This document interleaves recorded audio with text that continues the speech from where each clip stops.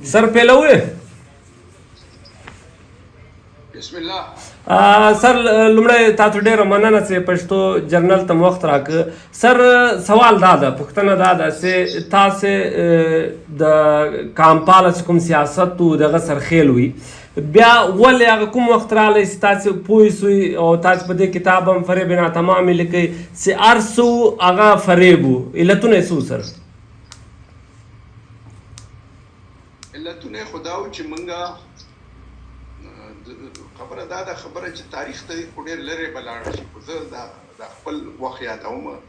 چې دا زمونږ سنجش چې و چې مونږ بلاړ شو کابل ته بلاړ شو. کابل کې به دا دغه وي مونږ ته مدد وشي، کومک به وشي. او دا د مونږ هم دودیله و، د انقلاب خبره به مونږ کوله، بیا به مونږ د پښتنو خبره هم کوله، د پښتانه یو شي. دغه د افغانستان مشر چې دغه راغی شروع خو شوه د ظاهرشاه د وختونه، 23 مارچ 1983 کې اجمل صاحب لاړل، دا ورپسې د بیا په جولای کې لاړل، جولای و یا اګست و زما خیال دی. داود خان راغلی، نو داود خان فیصله وکړه چې موږ تاسو سره کومک کوو، او کومک بلوچو سره هم کوو، کومک پښتنو سره هم کوو. نو دا ځوانان دي ولی خان راولیږي او دا بلوچ ځوانان دي راشي چې موږ ټرین. زه رالم په بلوچستان په لاره کوشلاک کې مې ملک عبدالعلي سره شپه وکړه، بیا راغلم دغه ته په لرې د څه ورته وایي دا پورټ مندرو څه دی، په دغې باندې رالم. بیا خور ته رالم، ولی خان مې ولیده، نور چوکیان مې ولیدل. او د هغې نه پس ولی خان راغی دسمبر کې، هغه د خپلې خبرې داود خان سره فیصله کړې او هلکان ټریننګ له راغلل او وسلې به یې راوړې او بمونه یې هم راوړه. په بلوچستان کې جنګ شروع شو، بلکې بلوچستان کې مخکې شروع شو او دا زموږ په دې علاقو کې هم دا بمونه خلاصول او تخریبي دغه کول، تخریب کاری کول، دا ټولې خبرې شروع شوې. نو دوه خبرې وشوې. بوټو واقعا بوټو موږ سره زیاتې کړو. یو دویمه خبره ده چې بوټو یو ډیموکراټیک نو، ډیموکرات نو، البته چونکې پښتنو نه دا پنجابیانو سندیانو له ووټ ورکړو، مجبور چې په اسمبلی راوړي، مجبور شي د اسمبلی په دایره باندې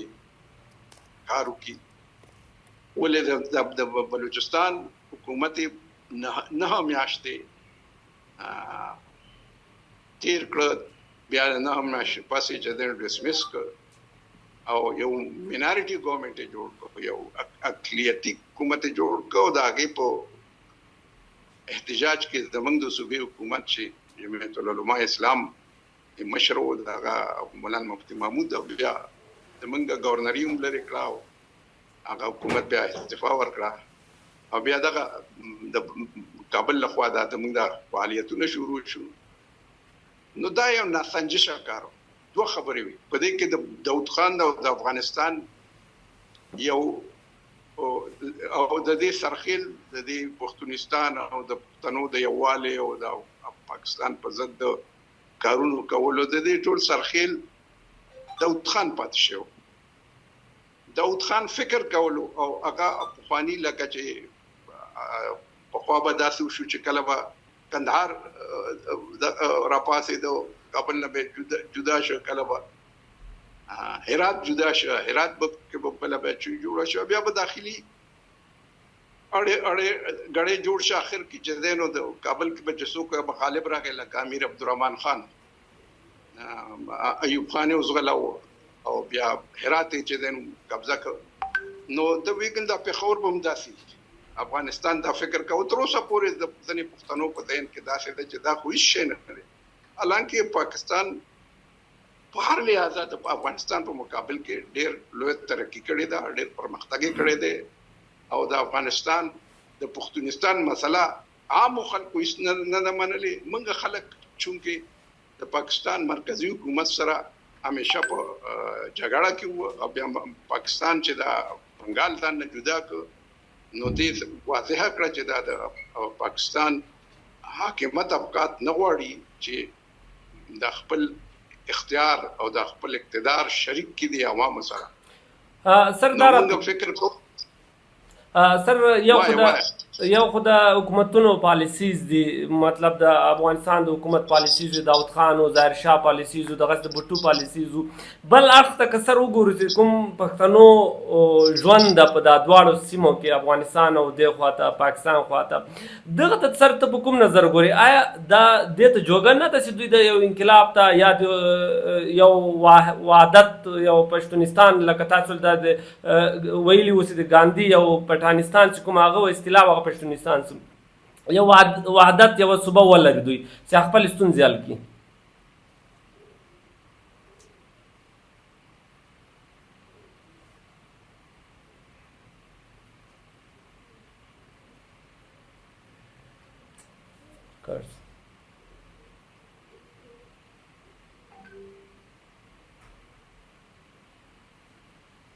دورانه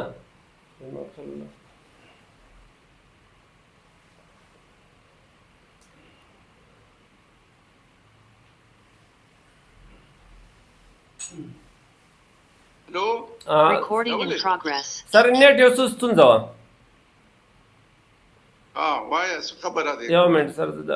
هغه برابر کوم یو څه ستونزه پکې راغله.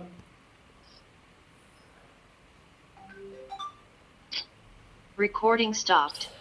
سر ما دا ول چې یو خو د حکومتونو پالیسیز دي، بل طرف ته چې کوم پاکستان لوري ته کوم پښتانه ژوند کوي او هغه تر اوسه هغه رقم ژوند ترقي نه ده کړې لکه کوم چې نور پاکستان کړی. ته وایې چې د پاکستان ترقي وکړه د افغانستان په نسبت، آیا هغه پښتانو ته څه په کول پکار و چې کوم دلته اوس ژوند کوي په د خیبر پښتونخوا او بلوچستان کې؟ داسې ده چې دا پاکستان پښتنو کو په پاکستان کې ترقی واقعا نه دا کړې لکه چې پنجاب کړې دا او یا کراچۍ کړې دا یا سند کړې دا. ولې د افغانستان د پښتنو په مقابل کې ډېره کړې ده. زه ستاسو کو دغه زما زمونږ د پښتنو د کوزنو پښتنو د افغانستان د پښتونستان سیاست نه دی منلې. ولې نه دی منلې؟ ځکه نه دی منلې چې دا څو وخت چې د ټریکټر او د میکانایزیشن نه وشي په زراعت کې، نو د منګه علاقو ته به زمونږ جوماتونه به ډک په ژمي کې زمونږ حجرې به ډکې وي. نو دې ته به د افغانستان نه د ننګرهار نه د غزني نه د پکتیا نه د لوی پکتیا نه د لوی غزني نه او د دې نه به دا خلک راتله کار له به راتله. زمونږ پټي به یې جوړول، پسخې به یې جوړولې، زمونږ نهرونه به یې پاکول، زمونږ کویان به یې جوړول او زمونږ دیوالونه به یې وهل. دا به راتلل او دې ته به مونږه کورکندیان وي، کورکندیان او دا چې چا به سره به فیملی وه او ځان سره به یا اوښ راوستې وو یا به ځان سره خره راوستي. نو دوی ته به دا چې ژمي کې به دا زمونږ د جوارو فصل سنبال شو، نو دوی به د جوارو په فصل کې ځان نه ټانټې چاپېره کې او ځان ته به یو چونګړی جوړې کړي، په یې کې به تېروو. نو زمونږ خلکو ته چې او دا وخت پښتونستان هم روانو پروپاګانډې د کابل نه کېدې، نو د هغې اثر ځکه نه شي کېدی. دا غریبانان به راتلل او هر ژمي کې به زمونږ حجرې جوماتونه دوی نه ډک وو. دوی به مونږ په ډېره ناچیزه دغه باندې په ناچیزه څیزونو باندې به کار کوو. دا غریبانان پښتانه وو. بیا خو دا میکانیکل دور راغی، میکانیکل دور نه پس ټریکټر راغلی او ټریکټر چې دی نو دا دغه بدله کړ. دا لاسي خلکو به چې زمونږ په دې حجرو جوماتونو کې کارونه کول، هغوی په ځای باندې هغوی ته ضرورت پاتې نه شي. او بل دا جنګونو چې دی نو هم د افغانستان دغه یو طرف ته چې دی نو بدبختي راوسته، خلک یې مړ شو. خو بل طرف ته دا دی چې د خلکو هغه سطح لږه اوچته شوه، د خلکو شعور لوړ شو او سطح د اقتصادي په بره لاړه. نو دا زمونږ خلک د هغوی په نسبت باندې اوس هم چې دی نو تعلیم هم زیات دی د هغوی نه، اوس هم زمونږ رسایل او وسایل هم زیات دي د هغوی نه. نو زمونږ خلکو باندې دغه تاثیر نه لاره. البته دغه ګوند چې د باچا خان اته کاله په دغه کې پاتې شو د پښتونستان هر کال به د پښتونستان پر وړاندې باندې تقریر کو یو تقریبا ورته ایوب خان چکزی کو ایوب خان چکزی ته پته په 1950 کال کې چې دینو هغه د افغانستان حکومت راغوښته وو هغه سره د سلطان جیلانی خان او د پیر علي زو ولا سنوم دې د منې نو مسیر شه دوست بیا مړ شو دا د اصغر دی پلار دا ټول راغلي د پښتونستان مرکز جوړ کړو په معروف کې بیا پښتومانه شه د حکومت کابل ستومانه شه د ملګری راغله د کیا کل وو هغه ایوب خان تر اخره پورې پاتې شه اخر کې به وی ما خو د اعلی حضرت نه تر ادنا حضرت پورې ټول اسماعیل اسمه ته جوړ نکړ بیا الته وفات شو منګه هم یو شل کاله تیر کړ الته نو موږ ته د افغانستان او دغه معلوم شو قوت او زموږ په ذهن کې یو بل خبره ده چې د افغانستان شاته شوروي اتحاد ولاړ دی او شوروي اتحاد ډېر لوی قوت دی او د پاکستان شاته امریکا ولاړه شوروي اتحاد خو پر مخ روان دی سوشلیزم قوتونه پر مخ ځي کیپټالیزم او امپریالیست قوتونه په شاته دي چې دا یو غلطه انګیرنه و دویمه خبره دا و چې شوروي اتحاد د پښتونستان تایید کړو خو د افغانانو د خوشالولو لپاره کړو هیڅ وخت د پاکستان د ماتېدو پاک کې نو موږ ورسره ډېر روابط موږ ته یو دیلا یو دمړې نه راکړي او نه راته یو ټوپک کړی دی هندوستان صحیح و هندوستان هر وخت تیار وي دي ولې شوروي اتحاد صرف دغه ځوانانو لپاره د پښتانه ځوانان یا د افغان ځوانان لپاره هغه دا او افغانستان ځان خواته ساتلو لپاره د دې تایید یو واره نه دوه واره کړو 1915 کې کړو بیا د مخاله 1915 کې یو واره په ګورنیو دغه راغلی خروشچیف راغلی هغه په 1955 کې تایید وکړ بیا 1915 زمانه او تاریخونه یې بیا د تایید کړو د پښتونستان د مسلې د افغانستان لیکن په دې کې هغه جدينو سنجیدونو او په بین الاقوامي فورم کې خپل افغانانو نه دي دا خبره اوچته کړې هغه دا خبره چې په څنګه ساتلې د دې لپاره چې داخلي دغه څورته داخلي تضادونه اخلاص کې او د پښتونستان مسلې چې دینو دا د پښتنو قبایل چې دینو دا لګ تر تسلط لاندې وساتي هغه یو جدي نه و تر اوسه پورې جدي نه دی هغه د کومې جدي دي د ته خبرې کوي غټ خبرې کوي لوی خبرې کوي او باچا خان خو تر اخره پورې بیا وی په 1900 باندې انډیا ټوډے او یو دیرشم اگست چې دا په پښتونستان روز وا په 1909 کې باچا خان وی چې د پښتونستان مسلې خو پښتنو ته ډېر تاوان رسولې دی افغانستان چې د پښتونستان کړی دی باچا خان خو دې نتیجې ته ورسېد نو او موږ د ټول نه زیات قوت چې د نېشنل عوامي پارټای سره او چې بلوچستان کې یو جدي تحریک روانو زمونږ د سیمو کوم یو جدي تحریک روانو او هغه په نتیجه کې نه پښتانه د موږ سره ودرېدل نه افغانستان کې دومره قوت او افغانستان چې د زمونږ په مقابل کې کوم خلک راغی لکه ګلبدین راغی لکه ربانی راغی لکه یونس خالص راغی لکه احمد شاه مسعود راغی او د سره ځنې نظامیان یا فوجان وګړي او هغه دغه کاروایو افغانستان ورخطا چې موږ په دغه افغانستان ډېر ورخطا د داود خان ورخطا داود خان خو دې نتیجې ته ورسېد چې دغه دی دا ډیورنډ مومنه عدالت په سره سلاو کړه ورته وی چې هغه د ایران او پاکستان او افغانستان یو کنفدریشن دی جوړ شي ډیورنډ مسلې نه تیر خو ته پته ده هغه او بټو ورته وی چې زه انتخابات کوم د وخت نه مخکې او داود خان ورته وی چې زما په حاکمیت کې کمیونستان دي دا زلری کوم نو دا اعلان به وکړو د کابل او دغه نه یو ځای اعلان وکړو چې موږ ان ایران نه چې موږ یو کنفدریشن بورډ او تا ته پته ده چې بیا هغه انتخابات چې بټو وکړه هغې باندې څنګه دغه راو ډیسارډر شروع شو مخالفین را پاڅېدل او هغه اجیټیشن شروع شو په ټول خلاف بیا هغه راغی او چې کودتا وشوه خبره نیمګړې پاتې شوه بیا چې نیمګړې پاتې شوه نو بیا دغه د هغې تفاهم په اساس باندې ضیاءالحق کابل ته لاړ بیا د هغې نه پس په آخر کې په مارچ کې په 15 مارچ باندې د مخاله 1988 کې داود خان دغه ته وی د ډوډۍ په سر وی چې زه اوس اعلان کوم چې د افغانستان ډیورن مسله مني ډیورن یو بین الاقوامي دغه مني او ضیاءالحق ورته خو فوجي جهاد ته پته ده دلته هر څه فوجانو سره دي نو دغه سره خو نه دي فوجي هغه ورته نه زه جال تراشم کابل ته نه اعلان چې کابل نه تاسو ته کودتا شو خبره پریشان شو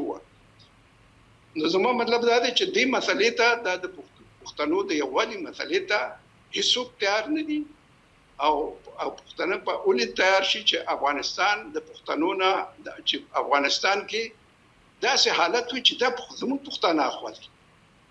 اوس خو تاریخ خدا ثابته کړي چې هغه دلته را رواني د دې انقلابونو نه مخکې هم د دې دغه نه ستاسو خو خیر سیمه بله ده کندهار غوندې دا وایي سره تړلې او تاریخ داسې ثابته کړې ده چې دغه سیمې ایران سره پاتې شوي او دغه سیمې موږ خو چونکې هندوستان سره وو 200 کاله را باندې مغول حکومت کړی دی بیا را باندې چې دی نو د مغولو نه پس چې دی نو څه ورته وایي هغه څه نوم دی هغه افشار راغلی دی بیا هغه راغلی دی څو کاله چې دی نو داود خان د احمدشاه ابدالي راغلی او 80 کاله او زیات نو هغه هم هغه ډېر سس پس حکومت و داسې نو چې کني رفایاما دغه کوي جوړول سر ته د افغانان حکومت دور یاد د شیرشاه سوري د دور تاریخونه لیکي چې ډېر ښایسته دور یو او دا کوم چې جی ټي روډ د دام د رفایاما د دور دی او نور چې کوم دوی د لارو باندې کوم د خلکو د استوګنې لپاره شی جوړ کړي نه رفایاما ډېر کارونه کړي تاسو ولې سر دې سره اختلاف لري آیا تاریخي حقایق نور څه دي شیرشاه سوري پښتونو او شیرشاه سوري د هندوستاني او هغه ته پیدا شوی هلته فرید خان هلته پیدا شوی دا هغه د بادشاه اخو د افغانستان بادشاه نه دی پاتې شوی زموږ په سیمه حکومت نه دی کړی زموږ په سیمه خو دغه رو حکومت کوو هغه څه ورته وایي د مغول حکومت د کابل د صوبې منګه برخه و هغه وخت نو سر دا کوم هغه شیرشاه سوري دا لکه داسې ووایي چې لکه دغه وزیر اعظم چې و دا سنوم دی د برسره د انګریزانو دا خو د ترکي نه تللی خو دا د ترکي حکومت نو انګریزانو حکومت نو شیرشاه سوري خو هلته پیدا شوی و بودوبا شکل تا کړی و پاتې شوی هلته بنګال پیدا کړی و پیدا کړدا و خو دغه د بادشاه لودیان هم دغه د بادشاهیان زمونږ د خوا احمدشاه ابدالي بادشاه که زمونږ د خوا ووایي خو دا څه ورته وایي دا صدر غلام اسحاق خان زمونږ د خوا دا ایوب خان زمونږ د خوا سر تاریخي خبر ترازو تاریخ دا ویل کېږي چې د افغانستان له لوري چې کوم کامپاله ګوندونو پښتونخوا محمود خان ګوند چې کوم عوامي نیشنل ګوند چې کوم دې ته به مرستې آیا د ګوړې پیسې به هم د افغانستان راتلې سر دغه باندې که ته یو نظر واچېده کې څومره حقایق دي او دا په کوم صورت کې به دوی ته پیسې راتلې یاره دا زما کتاب ته لوستی شي زه په دې باندې تفصیل نشم وواړی دا وخت هم نه دی او خبره هم ښه نه ده د دوی سره به شاتې وخت په وخت کومک کېده او نه هغه دوی مونږ ته وی او نه مونږ هغوی ته دا خو دغه وخت کې خو بیا ښکاره وه د کمیونستانو وخت کې هغوی خو به کومک زیات ورکوو نور چې دی نور ما ته ډېر تفصیل نه دی یاد هغوی البته هغوی به دا مشران نازول همیشه باچا خان ته به د پښتونستان ستر مشر وي دغه وخت دغه وګوره اسناد وګوره دغه کتابونه وګوره د باچا خان تباغي د پښتونستان ستر مشر یادول په دینوم یادول هغه خو هغه دا څه و چې هغه هم سنجیده جدي په دې مسله باندې نو او نه هغه دومره توان لره هغه دومره توان نه لري اوس هم نه لري پرون هم نه لره او چې د امریکا راغله هم نه لره هغه خو دومره توان نه لري ځکه وجه صدا چې هغه داسې مضبوط حکومت جوړ نکړي شو چې انته مضبوط ادارې ولري او مضبوط حکومتونه ولري او دا اوس په صنعت کارونه د امریکای په وخت کې شوې دي لګ لګ خارونو کې لګ لګ آبادی هم زیات شوې دي او هغه ورته بلند منزلونه هم جوړ شوې دي او اپارټمانونه هم جوړ شوې دي بلې افغانستان نور د کابل نه تقریبا ډیر وروسته پاتې وو نو او کابل اختیار یو نوې دغه یو نوې یورپی غونډه خارو دا دیو پکې په دې انقلابونو دغه خراب کړی اچھا خراب کومه پښتنو خراب جوړم کوم خراب یو چاو ته دا انقلاب چاروسته پښتنو راوست الکانو راوست خراب یو پښتنو خراب دا جهاد چاو پښتنو جهادونه خو دغه ورته ونه رسیده حکومت په بل چاو رباني سیبو د طالبان وای چې هغه پښتنو دي د پښتنو حکومت دی خو زه چې د افغانستان د تاریخ نه خبر یم او دته د افغاني تبم شاید د دې داسې په دې نظر نه د افغاني پښتنو په دې نظر نه چې دا دغه موجوده حکومت دوه تنو ساتلې د افغانستان یو احمد شاه بابا خو پرېدا خو خیر افغاني مؤسسو تیمور شاه ساتلې دی چې هغه د کندهار پایتخت راوړ کابل ته کني دا په کندهار کې وجود د دې ختمې ده هغه یو خیارتیا کړی و چې د کابل ته راوړ ځکه چې کابل کې لګ مهذب سیمه وا بچان سره عادت وا حکومتدارای سره عادت وا نو پاتې شو دویم دغه چې دینو امیر عبدالرحمن خان چې بولې ولا راخلي مرکزیت په کې وجود او کابل واقعا مرکز د افغانستان هغه نه مخکې کله به کندهار کې دغه شو شورش شو کله به هرات کله هرات به یو سردار تولوي ده کله به هغه بل سردار تولوي ده هغه نه پس هغه مرکزیت چې امیر عبدالرحمن خان جوړ کړی دا هغه بیا چا خراب نکړي شو البته طالبانو کوشش کړی دی چې وی کی واغه ته ما تاریخ دا خی چې مرکز د افغانستان مرکز کابل نه بل دی پاتې شي لکه چې پاتې کوي لکه دا طالبان پاتې کوي هغه نه جوړي نه پاتې کیږي هغه حکومتونه اوس هم ما شک په دې باندې نو او دا انګرنه زې لرم نورې پښتانه شاید نه لري ځکه چې هغه په واده پښتنو سیمه نه لري که خو پښتنو سیمه مسله په التوا اوس هم دا مسله اوس پښتنو کې ده چالي هغه څورته وي کجرنده فصله خدانه ملوندې دي کنه کومه عیسایات کو موږ انګريزیات کو اخوا چې لاړ شي په روسیات کې او امریکایات کې او پسې بچا دي دا قطانه خو موږ تیار مواد دي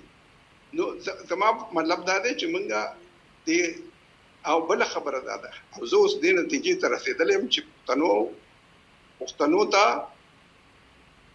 ځان ته په دې غرونو کې راګیرول د پښتونستان په نوم باندې یا د لوی افغانستان په نوم باندې پښتنو سره بد کولی ځکه پښتنو ته لارې واده پکار دي دا که یو هندستان وي پښتانه ډېر خو د نن نه بم خو اوس هندستان خو مات پاکستان جوړ شو او که د پاکستان نه دی وشړل شي د بس کوي په افغانستان کې د چې خورشوي دی لکه د خود غیر پښتنو سیمو کې دی اوسېدل دی او کې ځمکه باندې اوس تیرا دی کدا آمود او کدا چې وای دا آمود په دې سختون افغاني ترکستانو دا خو بیا بچایانو او بیا انګريزو مختل چې پښتانه په دې سرحداتو باندې دغه کې واچي ځکه چې انګريز مقابله روسانو سره بیا کمونستانو سره شو شورویانو سره شو هغه په دې سرحدونو هم زبانه او هم نسل خلق د انګريزو په دغه کې نو په مفاداتو کې هغه هم د پښتنو خورول دغه نو خبره دا ده چې اوسم چې د پښتنو ته لارې بندول نه دي پکار پښتنو ته لارې واځول پکار دي اوسم دلته دا چې چرته اوسم دا اسلام آباد سره نږدې ښار دی نیم نه زیات پښتانه دي نیم په افغانستان د اسلام آباد خو 40% د پښتون دي دا چاپیره دغه چې جوړی شوی دي سوسایټي جوړی شوی پښتانه دي اکثر راغلي هیڅ کابل ته نه دي چې کابل کې کور جوړ کړي یا جلال آباد کې جوړ کړي یا په افغانستان کې څوک کور جوړ حتی تاسو د پټي والا هم نه دی هلته چلتا په کندهار کې وځي کراچۍ ته دي چې پیسې پیدا کړي لاهور ته دي دلته هم راځي اوس داسې نه ده سر خبره ده تا اول سه پښتانه انګريز دا غوښتل چې په سرحداتو ووسي او د دې لپاره انګريز یو کرخه راوېستله د پښتنو په زړه کې اوس نه غواړي هغه پالیسي تر اوسه روانه ده چې پښتانه سره یو نسي کاروبار سره ونه کړي دا کوم چې شریک مفادات ګټ مفادات دي هغه سره حاصل نه کړي پښتانه سر یوازې له افغانستان پاکستان ته نه دي را روان د پاکستان پښتانه دا و د خیبر شپږ ځوانان په لیبیا کې په کشتۍ کې ډوب سول مړه سول دغه بزراو په لکاو خلک لدې جوکو چې د بار ملکو کې څوک مړه سول څوک آباد څوک په جیلونو کې دي دا خپل پښتنو سره روانه ده دا کیسه تاسو نه پېږئ دا کوم ډیورن کرښه ده دې باندې تګ او راتګ د پښتنو کاروبار دا باید وي دا خو خیر دویمه مسله ده دغه مسلې سره تړلې نه ده د افغانستان ډیورن راخکل خو خپل د افغانانو تقاضا وه دغه کتاب کولولې امیر عبدالرحمن خان هغه وایي چې ما لارډ ډفرن او لارډ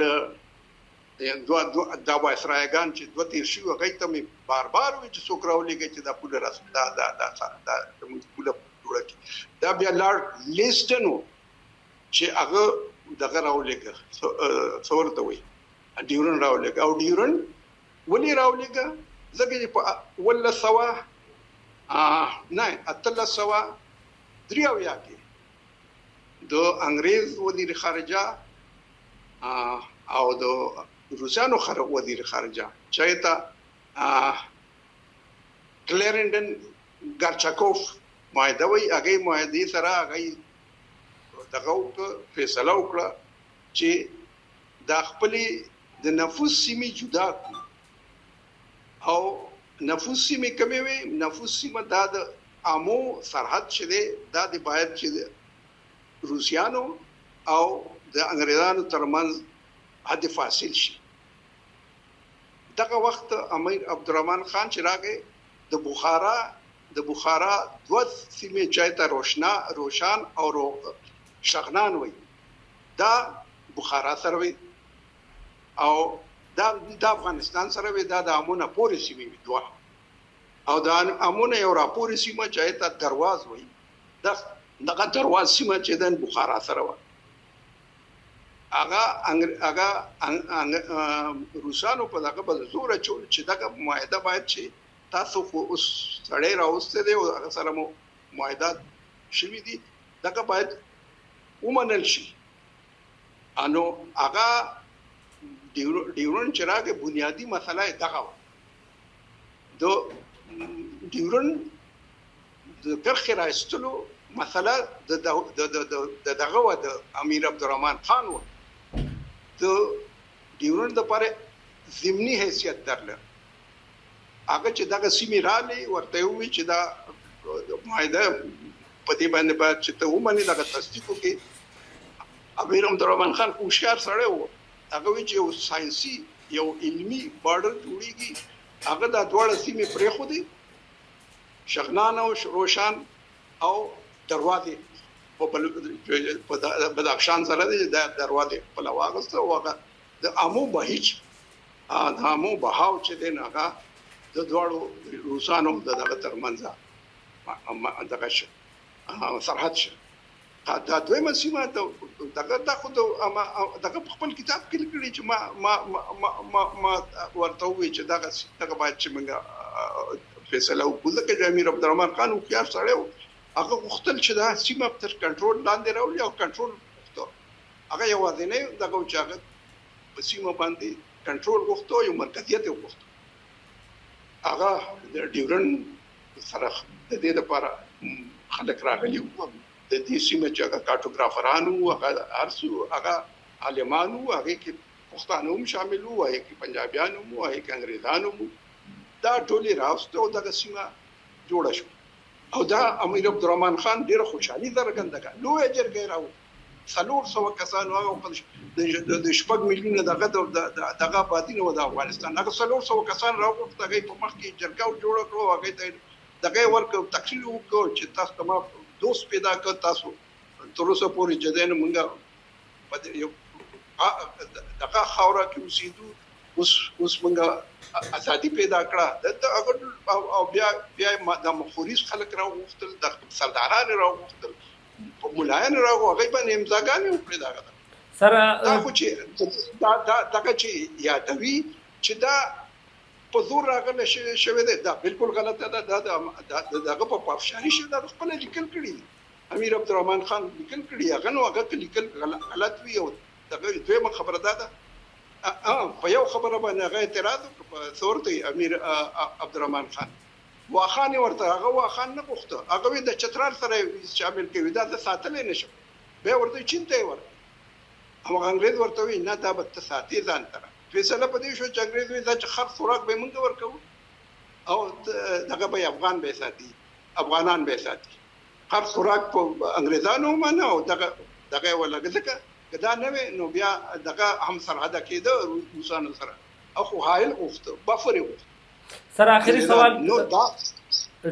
ټایم کم دی 15 منټه پاتې دي سره مختصر به کو تا د جرګې خبره وکړه جرګې تا په خپل کتاب کې لیکلي چې جرګې چې کوم دی هغه د پښتنو د افغانانو دود نه ده اوس دلته ته وایي چې افغانان چې کوم د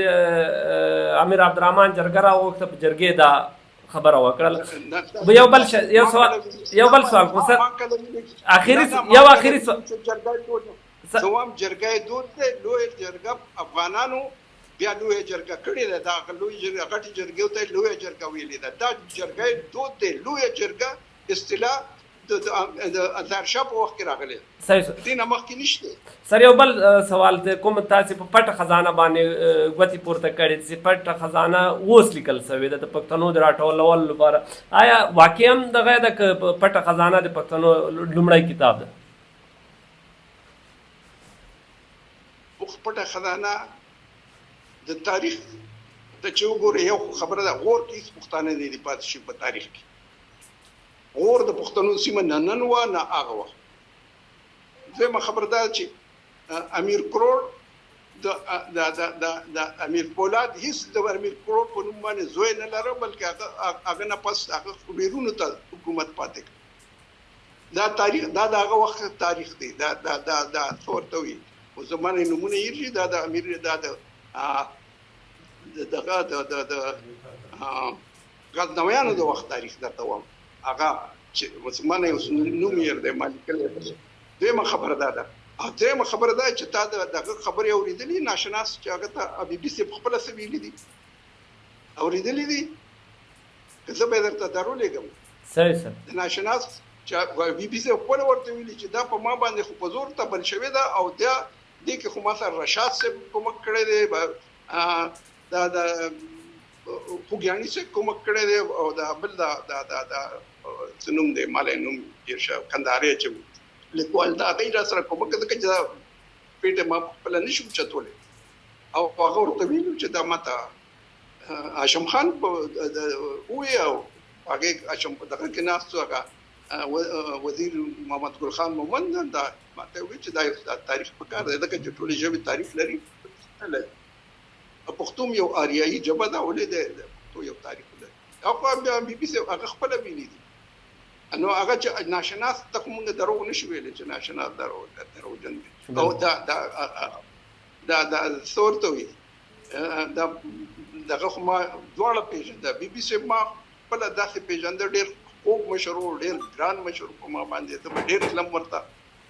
ما ته خو دا موږ چې هلته دلته فعالیتونه شروع کړه بي بي سي به مخالف و بي سي ما ته تاسو ته راغلي دلته دا د پښتنو وطن خو نه دی وي دا خو د ظاهر شاه نه بدتر دی د پښتنو دپاره دا د داود خان ووایي هغه ویل لاړ شي هلته موږ سره کوم وکړي نسبت تاسو دا د باچا خان دا بې فضوله دلته پاتې کېدل غیر دی دی تاسو سره کوم نشي زه دا خو به کومه یو وارې نه دوه نه دوه درې وارې راته بي بي سي ویلي ما لیکلي دي همدې څه نو خبره دا ده چې هلته خو هغه یې پوهېدل او بي بي سي پوهېده په دې باندې البته دا خبره هغه منلې ده چې په ما باندې په زور دا خبره منل شوې ده ما دا تحقیق کړی دی نو هغه عالم سړی او هغه بیا د هغې نه پس دغه راغی دلته کابل پاکستان کې لس کاله خو هغه بي بي سي پاکستان کې تېر کړ بیا تا ته خو دا نه یاد دا به نه لوس خو د شاه محمود خان په وخت کې راغی دلته و بیا دلته نه د آزاد افغانستان د جمهوریت افغانستان مشر و دلته پاکستان د پېښور د راډیو نه د افغانستان په ضد باندې لیکنې کولې او د رئیس جمهور دغه یولس کاله بیا هغه دلته تېر کړ بیا لاړ دغه وخت کې 1962 کې لاړ دا 63 کې سر ډېره مننه وخت ختم شو کور مو ودان سر مکتبم بیا مرکې سره کوو چې کله دا نشر ان شاء الله تاسو به زه شریک کړم ډېره مننه د وخت راکولو ډېر ګټور خبرې وې ډېره مهرباني